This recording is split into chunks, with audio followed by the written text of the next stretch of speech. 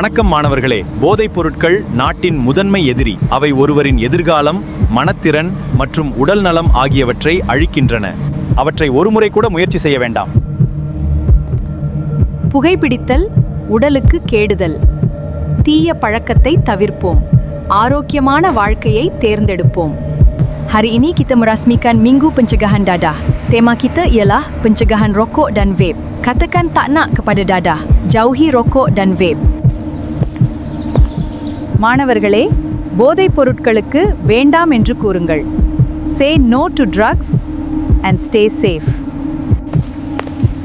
எனவே மாணவர்களே, இன்று அதிகாரப்பூர்வமாக இந்த போதைப்பொருள் தடுப்பு கல்வி வாரத்தை இனிதே துவக்கி வைக்கின்றேன்.